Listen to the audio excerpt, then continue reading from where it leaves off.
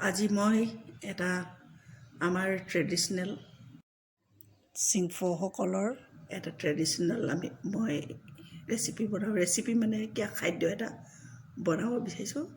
এয়া হ'ল মই জহা চাউল ল'লোঁ, ধুই পখালি এতিয়া বহাই দিছোঁ।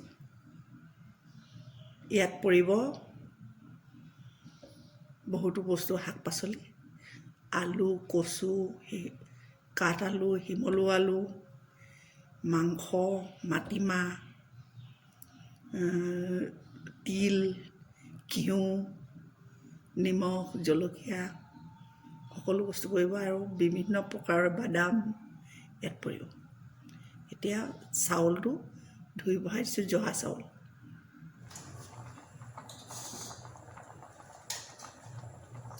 এতিয়া ইয়াত পৰিব এই সকলো বস্তু।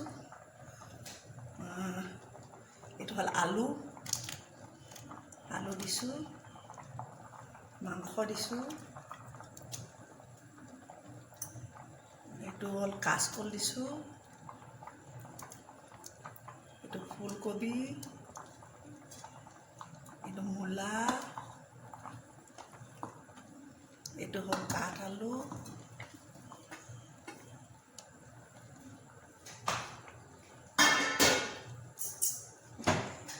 এতিয়া এইকেইটা ভালকৈ উতলিব।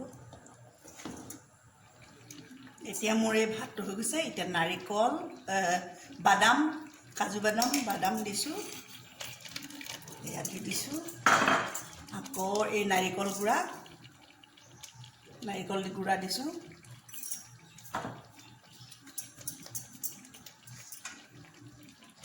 আধা বাটি নাৰিকল গুড়া দিছোঁ।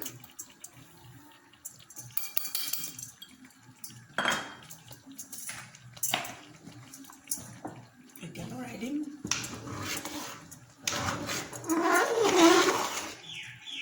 আৰু ঘিউ দিলোঁ।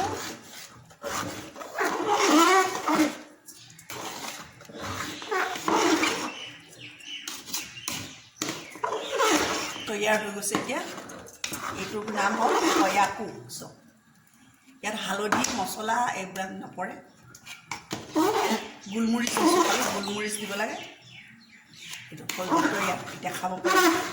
আমাৰ বিহুৰ দিনাখন, আগৰ বিহুত ভোগালীত এনেকুৱা বনায়। আমাৰ চব মিলাই চিংফৌসকলে এনেকৈ বনায়।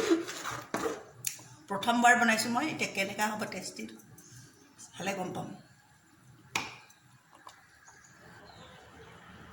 এয়া হ'ল গোলমৰিচ ঢালি দিছোঁ। অলপ ঝালো হ'ব লাগে ন।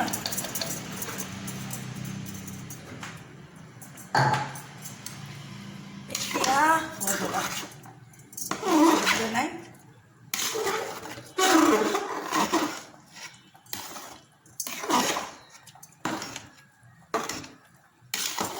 সুগন্ধি বৰ ধুনীয়া আহিছে। অলপ ধনিয়া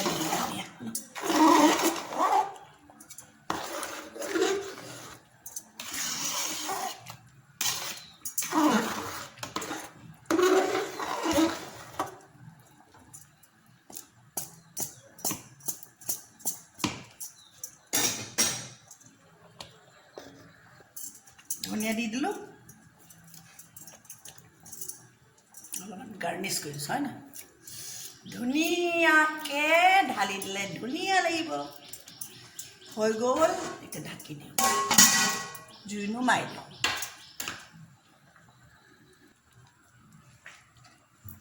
এয়া হ'ল আলু সিজাইছোঁ, শিমলু আলু, কাঠ আলু, মিঠা আলু।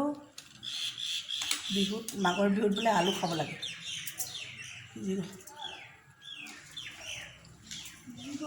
গ'ল।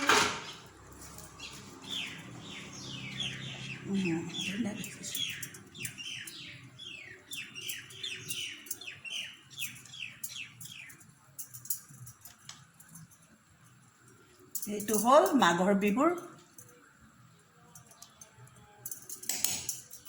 ট্ৰেডিশ্যনেল বস্তু। হৈ গ'ল। এইটো জুই নুমাই দিওঁ।